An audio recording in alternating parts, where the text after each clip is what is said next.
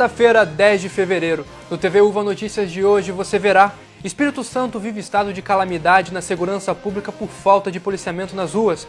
Tribunal Regional Eleitoral do Rio caça mandato de Pezão e Dornelles. Veja também nessa edição possível surto de Zika e os cuidados necessários para evitar os focos do mosquito Aedes. E também a partida entre Vasco e Macaé pela NBB. Essas e outras notícias você confere agora.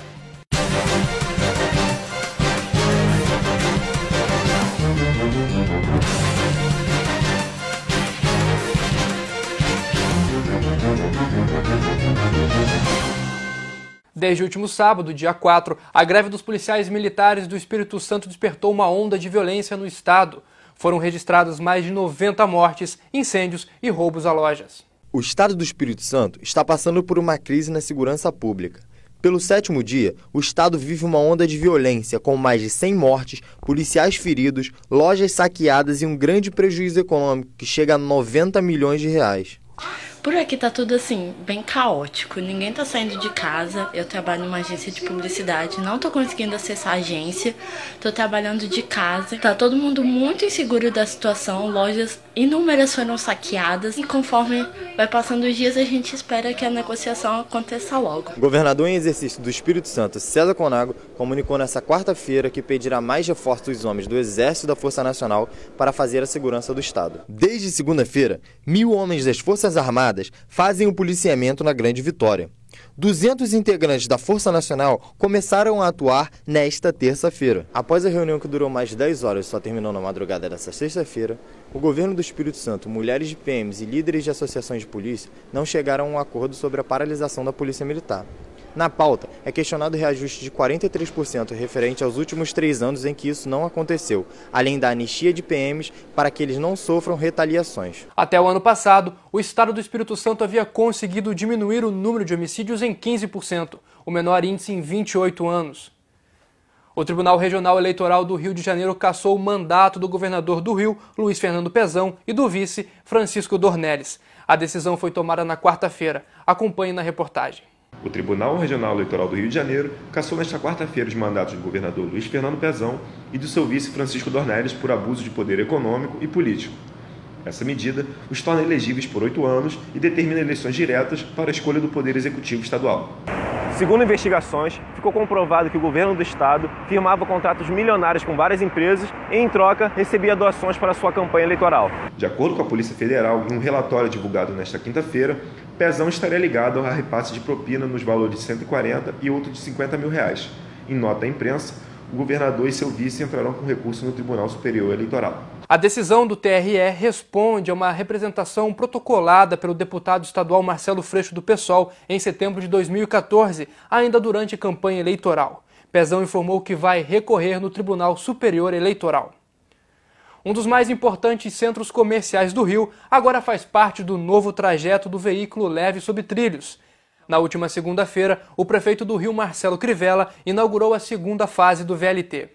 Nesta semana, o prefeito do Rio, Marcelo Crivella, inaugurou a segunda linha do veículo leve sob trilhos, o VLT, no centro da cidade. O novo trecho liga a estação Praça 15 até o Saara, passando pela Praça Tiradentes e Colombo, na altura da Avenida Rio Branco. Até o dia 12 de fevereiro, a viagem será gratuita e funcionará das 8 da manhã às 2 da tarde. A partir do dia 13, a circulação será das 6 da manhã à meia-noite, já com cobrança de tarifa. O novo trajeto permite a conexão com as Barcas e com a linha 1 do VLT, que está em funcionamento desde o ano passado. No entanto, a linha 2 ainda não foi completamente entregue. O trajeto oficial liga as estações Praia Formosa e Praça 15, passando pela Estação Central do Brasil, ponto de ligação com outros modais como trens e ônibus. Segundo a assessoria do VLT, a estação só necessita de um remanejamento de energia e será entregue até o início de julho. O modal, além de ser uma opção mais sustentável, também promete ser uma alternativa para melhorar a mobilidade urbana no centro da cidade.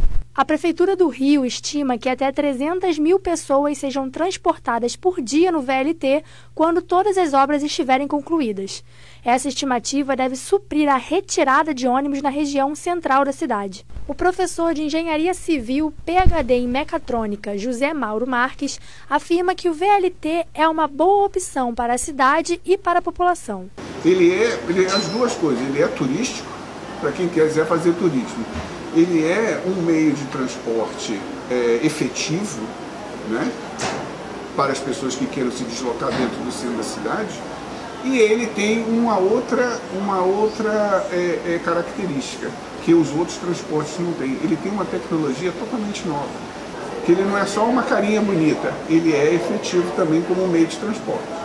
O vírus Zika volta a ser uma preocupação para a Organização Mundial da Saúde, um ano depois de ter sido considerado emergência global. Para os pesquisadores, existe risco de um novo surto ainda este ano. Nesta reportagem, você vai saber como se prevenir contra a doença.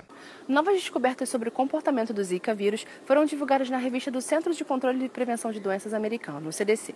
Indicam que o Nordeste poderá sofrer um outro surto da doença, já que não se acredita mais que quem era contaminado ficava imune. É por isso que Maria Judite se preocupa não só com sua casa, mas também com todo o seu prédio, tirando acúmulos de água e colocando cloro para matar possíveis focos. Misturou cloro com água, jogo nos corredores do prédio e estou sempre fazendo limpeza.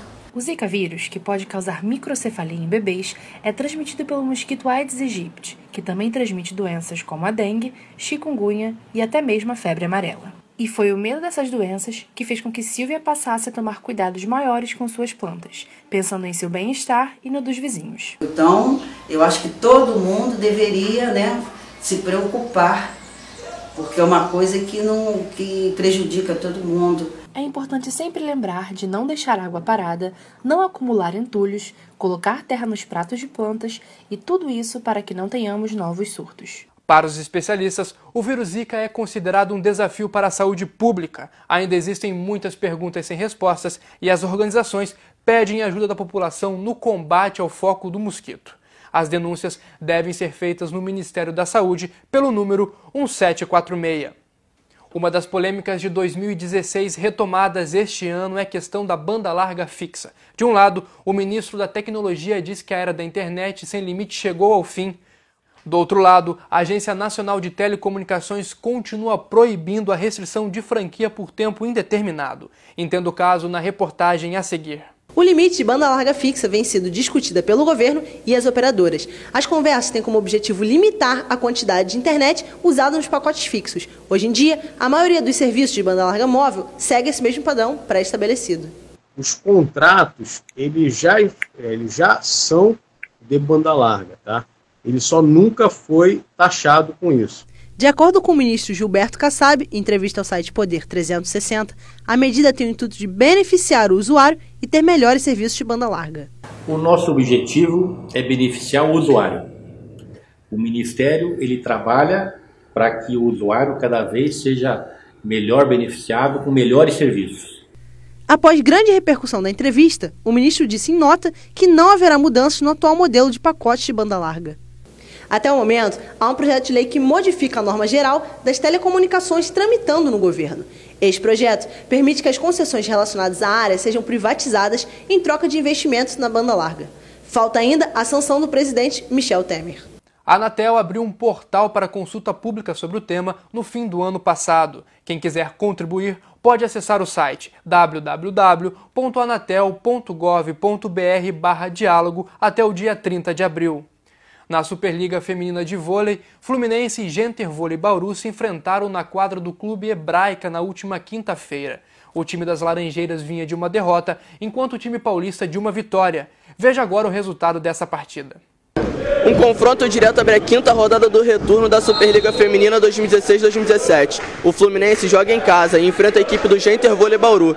Apenas 5 pontos separam as duas equipes na tabela.